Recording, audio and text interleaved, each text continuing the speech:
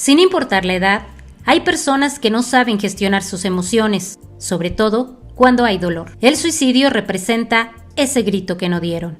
Valentina tenía 11 años, Ramiro 24 y Francisca 40. Todos tenían algo en común. Sentían tristeza y estaban inmersos en una fuerte depresión que quienes eran parte de su entorno no detectaron o no le dieron importancia.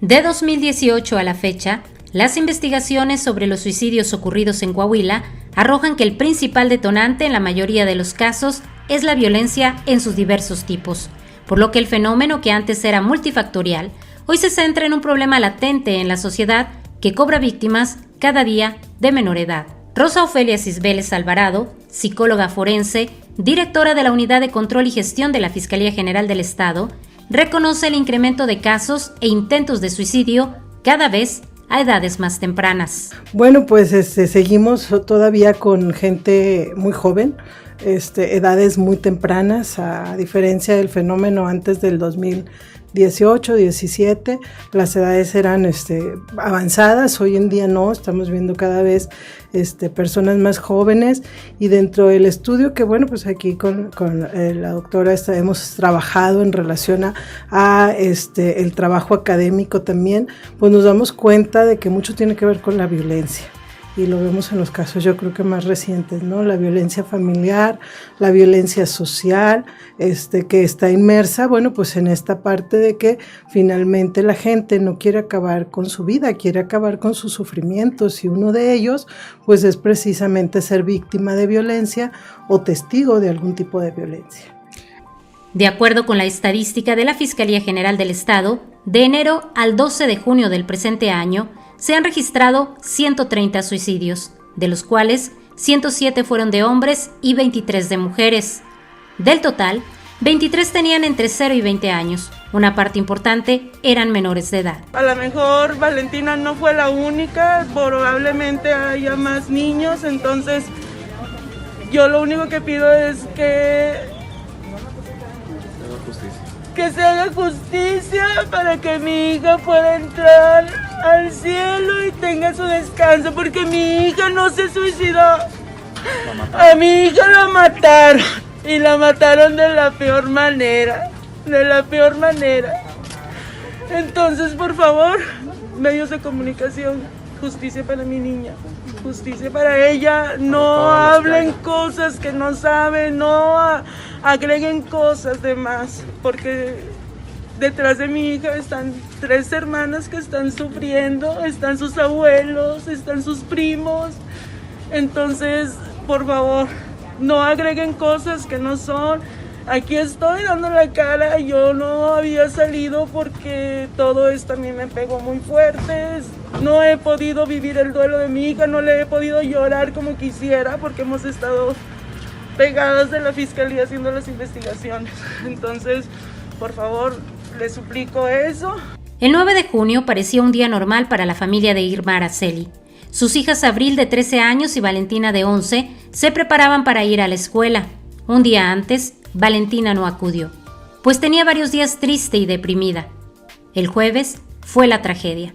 La pequeña, que cursaba el 5º grado de primaria, decidió terminar con su vida, mientras que las investigaciones determinaron que había sido víctima de abuso sexual.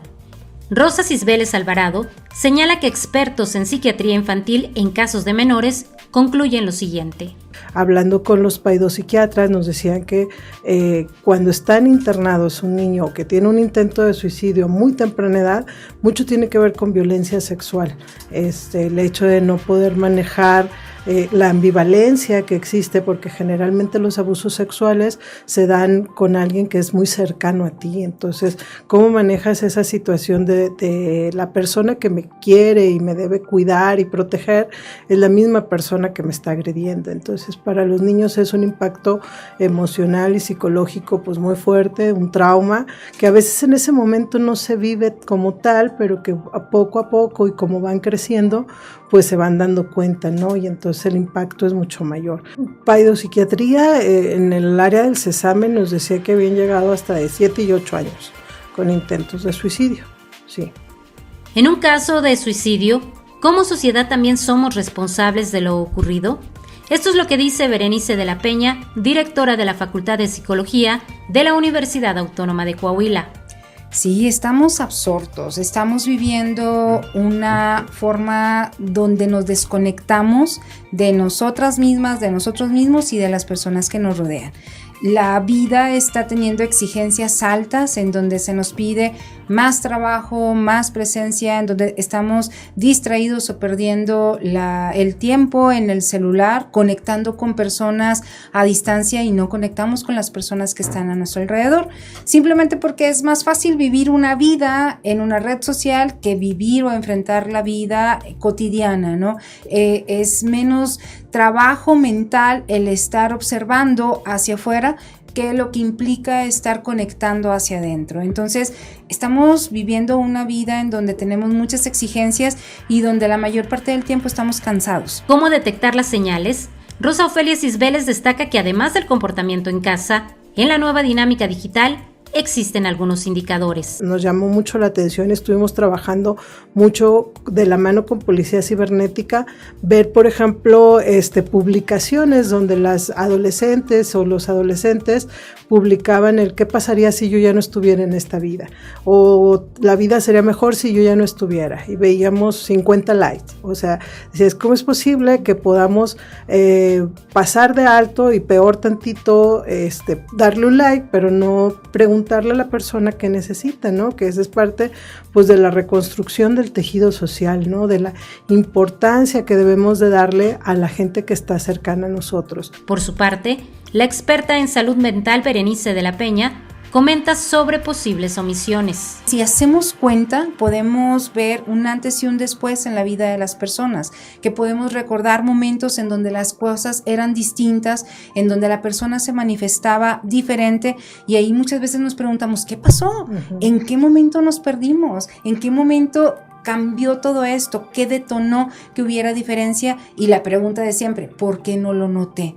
No lo notamos porque estamos viendo hacia otros lugares, porque estamos observando otras cosas y nos estamos desconcentrando de lo que nos exige la vida diaria, de lo que nos exige la vida familiar y en lo que nos deberíamos volcar en los momentos para poder entonces tener atención en estos cambios que se van presentando.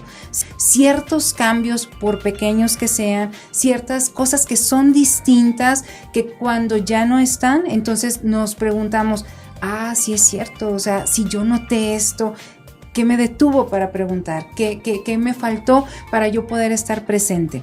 Ambas coinciden en que para prevenir el suicidio, además de las acciones institucionales, es necesario abordar el tema de la esperanza, pues cuando una persona contempla un proyecto de vida, esto le permite visualizarse viva. Y ante alguna problemática de soledad o de dolor, buscará otras alternativas de solución distintas a la muerte. Reportó para Grupo Región, Jessica Rosales.